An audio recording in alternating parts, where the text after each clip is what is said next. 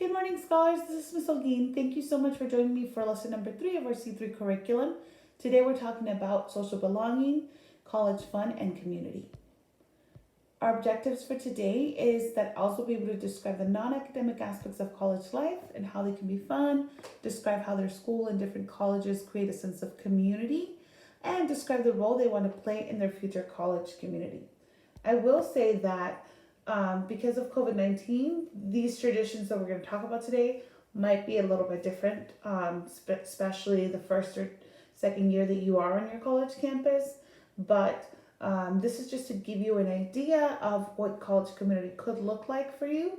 And hopefully by the time you are ready to go to college, things will be mostly back to normal. So having said that, I'm going to start off by talking about 3 questions, and these questions are actually linked right below the video. So after I read them, if you need to pause it and answer them, you can do that now, or if you want to answer them at the end of the video, that's fine too. There's 3 questions. One is describe your current school community. What does the school do to build or strengthen community? So for example, you could be a part of maybe Model UN, or maybe you're in the Mariachi, High Voltage, maybe you're in Scholar Parliament, or you could talk about our grade level assemblies that we do for 11th and 12th grade. You could talk about traditions on campus like Ivy League, or the ringing of the bell for seniors when they get accepted to college. You could talk about anything really that we do to try to build community. We do College Cup, any of that kind of stuff. That would be great for that first question. Number 2, describe yourself in the context of your current high school community. What role do you play? So that's specific to you. How do you see yourself fitting into our school community? What are you a part of? Are you in Mariachi? Are you in High Voltage? Are you in Culinary? Are you in Model UN, Scholar Parliament? What do you do on our school community? And if you're not in any extracurricular clubs, think about what kind of maybe social groups you belong to within the school day. So like the people you hang out with, and who you eat lunch with, and what classes you're taking, and maybe even just the IB community in itself. What does that look like for you? And then number 3, what does it feel like to be part of your school community? Is this the way you want to feel at school? Why or why not? So just be honest with these questions. There's really not a right or wrong answer, but we're just trying to get you to reflect a little bit about what community looks like for you and what that looks like on our campus. Now, if you'd like to pause the video and answer those now, you're welcome to do that. I'm going to show you guys a quick video about what college and community looks like at different universities. And so if you'd like to pause it, you can answer them now. Otherwise, you can do them at the end of the video. But I'm going to show you guys this video here. Hi, I'm John Green. Welcome to my salon. This is Mental Floss on YouTube. Did you know that every spring Cornell University students create a giant dragon? This has been going on since 1901, back when dragons still lived. And in 2013, the dragon was around 120 feet long. The event is called Dragon Day, and once freshman architecture students build the dragon, it's taken for a parade around campus. Anyway, that's the first of many weird college traditions, some official, some unofficial, that I'm going to share with you today.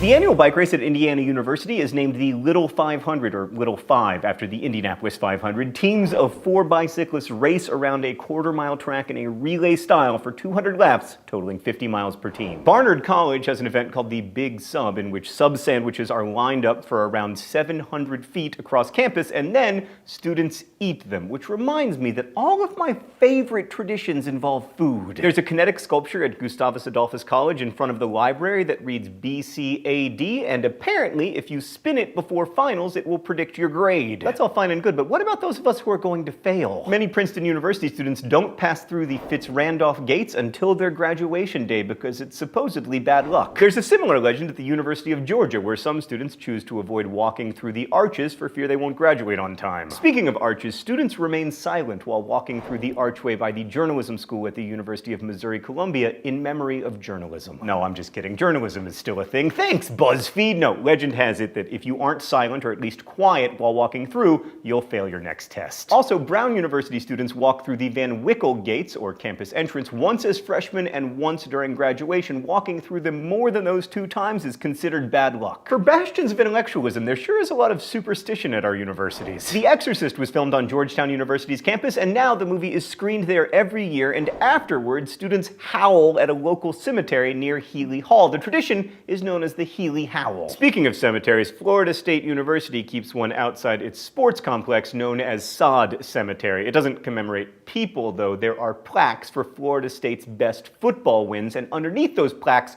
are the bunches of turf or grass from those games. There's a 3-foot-tall cement post on the Roanoke College campus known as the kicking post. You'll never guess what students do for good luck when they walk by it. They punch it. No, they kick it. Dartmouth College hosts a bonfire every homecoming weekend, and freshmen run around the bonfire a certain number of times depending on the year they will graduate, usually around 100 times in recent years. It's nice to know that all these Ivy League universities are so focused on classroom work. Anyway, around 30,000 people a year visit Purdue University's Bug Bowl, which features events like cockroach racing and cricket spitting, in which people spit crickets out of their mouths. I know what you're wondering, are the crickets alive? No, they're frozen, thankfully, but still disgusting. Every October, MIT students do a pumpkin drop off the 21-story high Green Building, the tallest building in Cambridge, which, by the way, was named after me. Noted MIT alum is an example of a lie. On Ski Beach Day at Pomona College in California, students ski at Mountain High Resort in the morning, then spend the rest of the day at Newport Beach. At the start of the second semester at Bucknell University every year, freshmen serenade the president with the alma mater. There's a music festival at Northwestern University known as Armadillo Day, or Dillo Day for short. It was originally a... Alright, so hopefully you got a little bit of a sense of some different college communities, traditions that happen throughout the different universities that were mentioned in the video. What I would normally have you do right now if we were at school is I'd give you some time to do a scavenger hunt. You don't have to do that as part of this assignment, but if you have some time on your own, I highly recommend it. For the scavenger hunt, all you're going to do is you're going to think of a couple of universities that you're really interested in, and then just go and try to find online some of the specific traditions that they do. So if you're really interested in UTSA, for example, or Texas State, or you're really interested in UCLA or Harvard or whatever school it is, you would just go online and you would just kind of Google it and try to find some different activities that they do. That's not part of this assignment or anything, but I just thought I'd mention it because it's a really neat thing to try and do.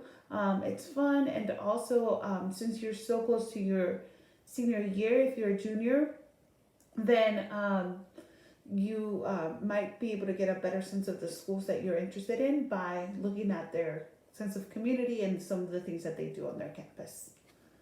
For the exit ticket today, there are a couple of things you're going to do. So there's the 3 do now questions from earlier, and then there's 2 reflection questions that I put that are based on the video that I showed you about the college traditions. So it's a total of 5 questions there.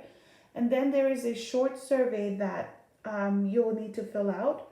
The survey link is at the very bottom of the form that you're filling out right now, the Google form. I also put it on the slide so that you can reference. You can copy and paste it into your browser, and then that's how you will complete it. It's a short survey. So I'm going to go over that one more time because today's assignments are a little bit different. For the form today, you're going to complete 3 questions on the do now, which are listed right below the video. Then you're going to do 2 questions that are reflection questions based on the YouTube video that I showed you about college traditions. And then last but not least, you're going to fill out your exit ticket Google survey, which is linked right below the video. If you have any questions about any of that or any of that was confusing, please feel free to email me and let me know. Shout out to those of you guys that emailed me last week. Thank you for asking clarifying questions. I'm available to help. If you need anything, you can also call or text me. My number is 210-781-5564, 210-781-5564. So feel free to contact me if you need any help. Otherwise, I look forward to reading your responses. Thank you.